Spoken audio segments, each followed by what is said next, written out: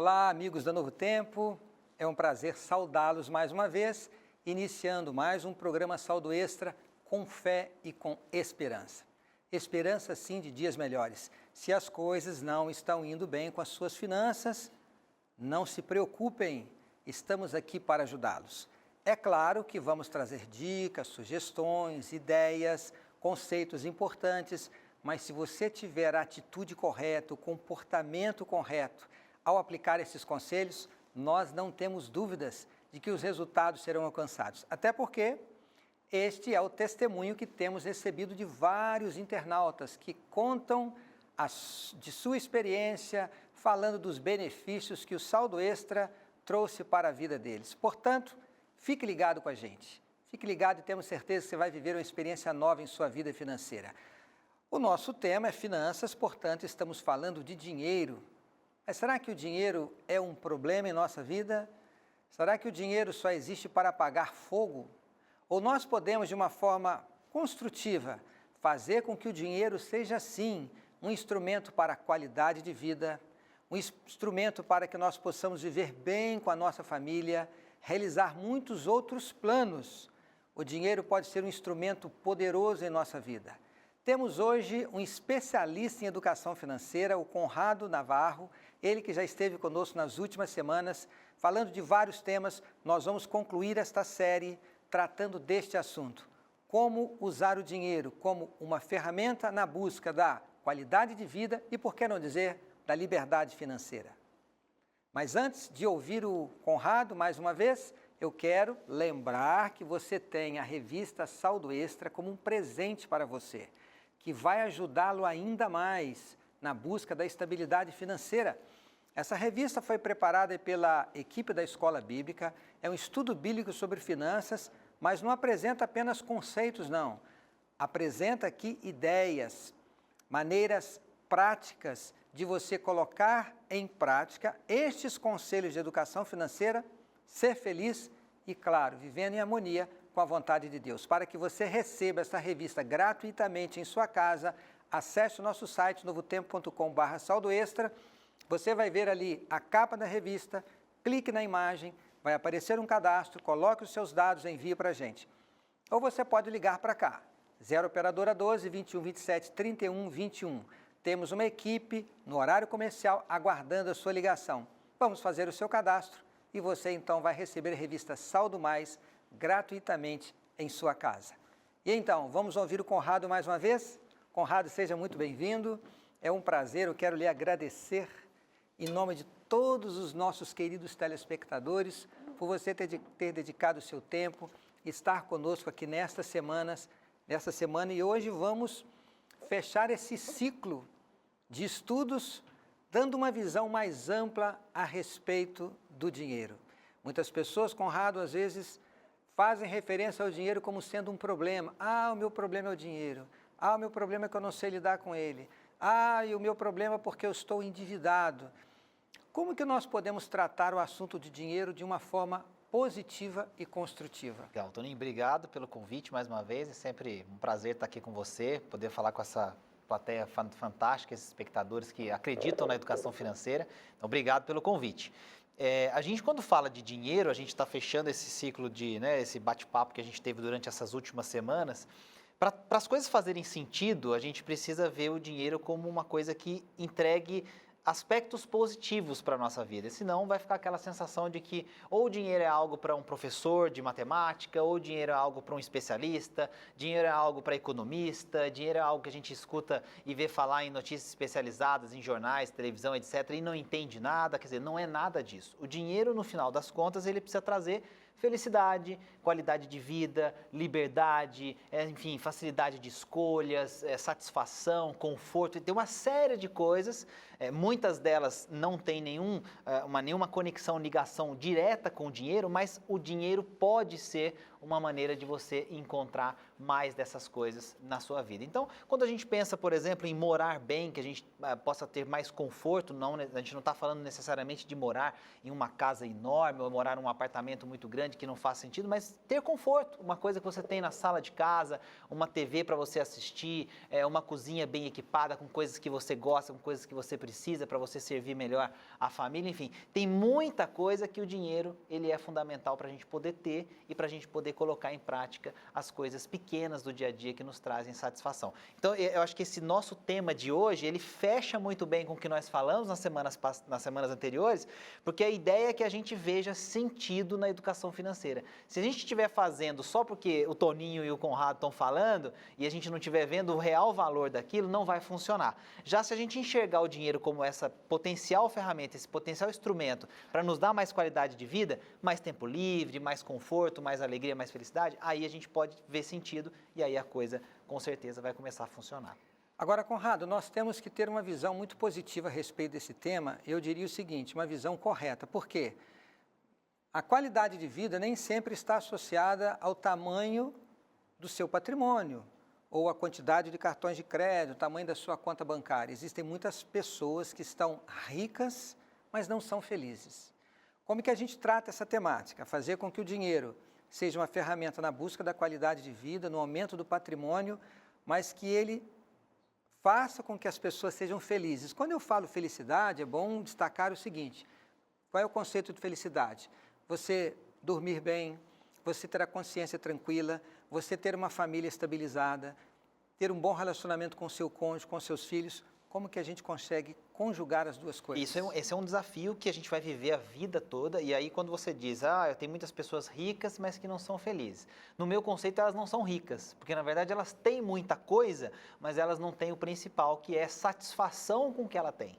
E isso eu acho que é o potencial, onde a educação financeira entra com grande potencial. A gente tem que aprender a extrair e valorizar a satisfação com as coisas que a gente conquista hoje. Não ficar achando que a felicidade vai ser um resultado ou um fruto de alguma coisa muito grande que eu vou acumular lá na frente. Quer dizer, eu só vou ser feliz quando eu tiver o carro que eu sonho.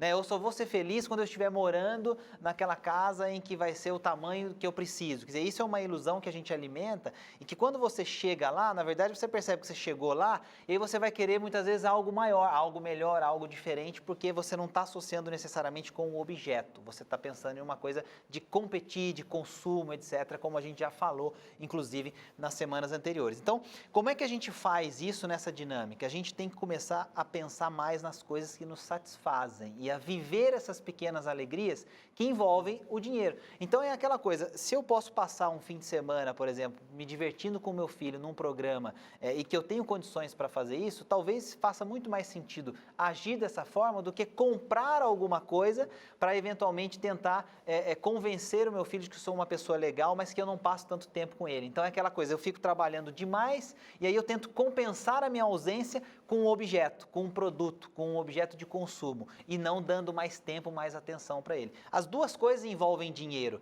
mas num caso você está usando o seu dinheiro para proporcionar um momento em que você vai ter interação, você vai ter diálogo, você vai ter carinho, você vai ter amor, você vai ter valores em jogo. No outro você tenta compensar a sua ausência simplesmente dando um presente, mesmo que seja um objeto que o seu filho quer muito, você está dando a sensação para ele de que é ok passar um tempo muito longe dele, desde que você chegue num fim de semana ou a cada não sei quantos dias e traga alguma coisa para ele. Quer dizer, ele vai crescer associando essa ausência com a necessidade de ter alguma coisa para compensar. Tudo isso envolve dinheiro. Então, quando a gente fala de equilibrar melhor, o que a gente está dizendo é aprender a valorizar as pequenas coisas que você conquista com o dinheiro e envolver sempre a família nessas pequenas conquistas. Quer dizer, para não associar só com bens materiais. É preciso ter o carro, preciso ter a casa, preciso ter o telefone. Não, isso não é felicidade. Felicidade está no outro lado, muito mais associado aos valores do que aos objetos. É muito importante você destacar isso, Conrado, porque talvez tenhamos que definir primeiro o que é qualidade de vida. Será que qualidade de vida é ter o carro último lançamento? Qualidade de vida é morar no melhor prédio da sua cidade? Qualidade de vida é viajar para o exterior com a família? É definir esse conceito de qualidade de vida. É claro que essas coisas ajudam, né? Muita gente diz assim, o dinheiro não traz felicidade, mas ele manda buscar.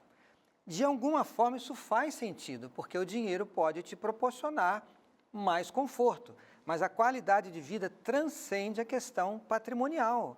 É o que você falou, você usou a palavra ter tempo com a família, você usou a palavra estar bem consigo mesmo, e note que esses valores, como que você disse, eles estão muito além do tamanho do patrimônio. Sem dúvida, a gente está falando de uma definição que é muito pessoal e subjetiva, né? Seria uma responsabilidade a gente tentar, num programa como esse, definir ou tentar trazer uma definição universal de qualidade de vida, porque para muita gente pode ser simplesmente ter mais tempo para passar com o filho, e o dinheiro pode ser uma das coisas que pode ajudar a proporcionar isso. Quer dizer, desde que a gente entenda essa dinâmica, o dinheiro ele é muito positivo e muito bem-vindo. E a gente fez em algum momento no passado aqui um programa que foi muito especial, em que a gente falava de como a gente pode ver o dinheiro como uma bênção, porque se ele pode trazer felicidade, qualidade de vida, se ele pode trazer mais diálogo, mais união e mais conforto, mais coisas positivas, ele é então uma coisa muito boa que a gente tem que valorizar. O problema é que as pessoas estão acostumadas a falar de dinheiro só quando ele é um problema. Muitas vezes a gente não conversa sobre finanças em casa e só vai falar disso quando estourou o cheque especial, quando o cartão de crédito a gente não conseguiu pagar, quando a gente está devendo para um parente que está cobrando, aí é que a gente joga aquele assunto na mesa. E aí não dá para ter uma conversa agradável quando o assunto é chato, quer dizer, você está devendo, não dá para ter uma conversa feliz e agradável. Então eu acho que assim, o dinheiro no fundo, pra gente, o legal desse ciclo que a gente encerra hoje é entender assim, o dinheiro é algo que a gente não pode ignorar, Toninho, a gente não consegue falar assim, eu vou passar os próximos 5 anos e não quero saber de ninguém falando para mim sobre dinheiro, não tem jeito, porque todo dia a gente recebe, troca, o dinheiro passa, a gente vai comprar alguma coisa, não tem como ignorar esse assunto. Então, se a gente partir do princípio que ele é importante e que a gente pode extrair dele coisas positivas, a gente assume a responsabilidade. E ao assumir a responsabilidade, a gente coloca as prioridades em jogo primeiro, e aí, hora que o dinheiro chegar, eu vou lá e bato com as minhas prioridades. Peraí, o que é importante realmente para mim? Não, jogar dinheiro fora com isso aqui não vai fazer o menor sentido, isso aqui não vai me trazer alegria. Agora, com isso aqui faz sentido. Então, eu vou pegar meu dinheiro e aí eu vou usar para fazer isso aqui com a consciência tranquila. Se gosta de carro e vai equipar o carro e vai mexer o carro, quem somos nós para julgar essa decisão? Traz felicidade, traz alegria, te coloca no meio de pessoas que você gosta, que o convívio é bacana, te traz essa felicidade e satisfação? Pois faça isso. Quer dizer, isso é subjetivo. A qualidade de vida é uma coisa que a gente vai definir e vai, claro, essa definição ela também é uma coisa que muda ao longo do tempo, mas ela é nossa. E aí o dinheiro a gente vai usar para poder preencher esses espaços que são pessoais. E aí a gente para de competir.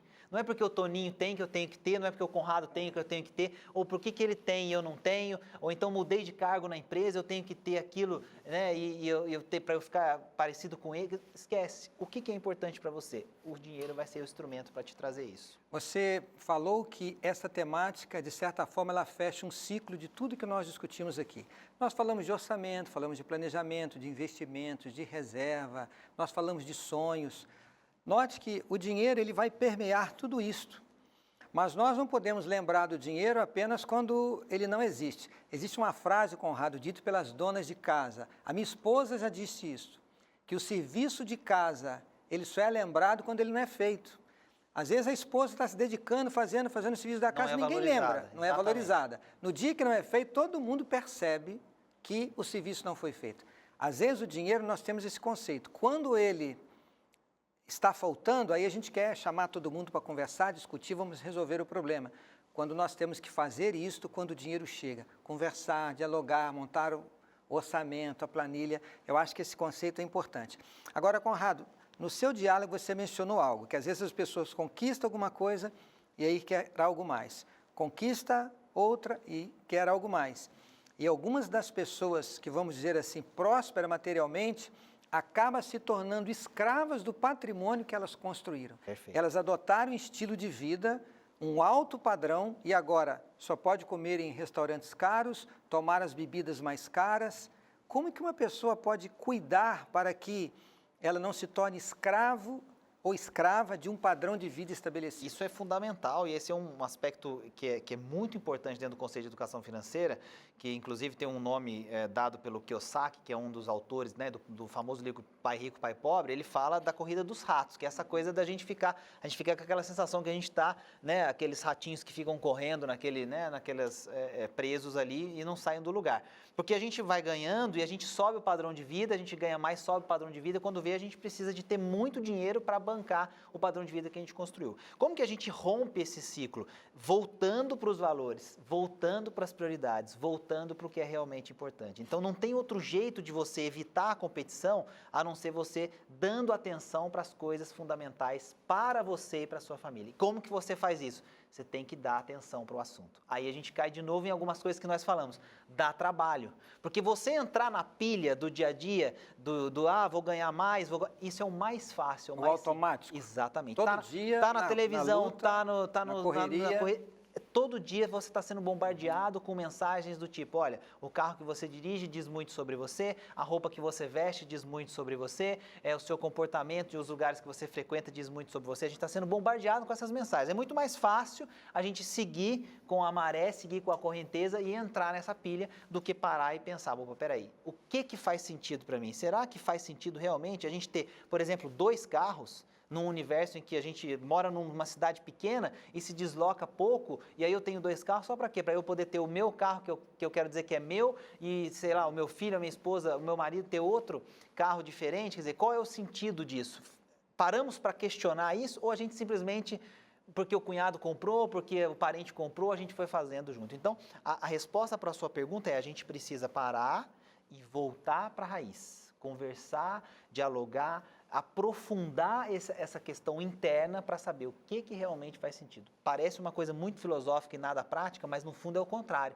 Porque o que eu estou dizendo é o seguinte: desliga tudo, fecha tudo, para um pouquinho e dedica um tempo para você, para ver se quando você fecha os olhos e abre, imagina o que está à sua volta. Quando você abre o olho, o que você imaginou que te agrada e te faz bem está à sua volta? Ou você só está preenchendo o espaço que está à sua volta com coisas que vão impressionar os outros? Quer dizer, o tamanho da televisão na sua sala é porque você gosta de ver televisão mesmo? Ou é porque tem uma janela que os seus vizinhos, quando passam, veem que a televisão ela é enorme e maior do que a dele? Quer dizer, são coisas que muitas vezes a gente não presta atenção, mas a gente consome, a gente faz, a gente gasta dinheiro para poder fazer isso. Então, é parar e voltar para si mesmo de novo. Acho que é o único jeito de fazer isso. Recentemente, eu li uma frase aqui em um dos nossos programas, preparado pela nossa equipe de produção, uma ideia que nós construímos juntos e que dizia mais ou menos o seguinte: status é algo que você não precisa, que você adquire com dinheiro que você não tem, muitas vezes para agradar a quem você não conhece. Perfeito. Então, em muitos casos, essa busca pelo padrão de vida, por ter, acaba ocupando espaço que deveria ser dedicado àquilo que são os principais valores da sua vida. Eu acho que esse seu diálogo, essa sua exposição, você usou tantas palavras, a palavra valor, seria o caso, Conrado, nós pararmos e fazermos essa reflexão: quais são os principais valores da nossa vida? Pense bem, quem sabe a sua fé, aí vem a sua família, o seu casamento, a educação dos seus filhos, o cuidado da sua saúde, e depois você vai chegar lá no trabalho, no lazer, na recreação, no dinheiro, e quando você dedicar realmente o seu tempo àquilo que é mais importante, você vai acabar dedicando o dinheiro que você tem ao que é mais importante. Se o patrimônio material está lá embaixo e a família está à frente, você, em vez de dedicar mais tempo a ficar aumentando o patrimônio, você diz o seguinte: opa, deixa eu desacelerar um pouquinho e passar mais tempo com os meus filhos.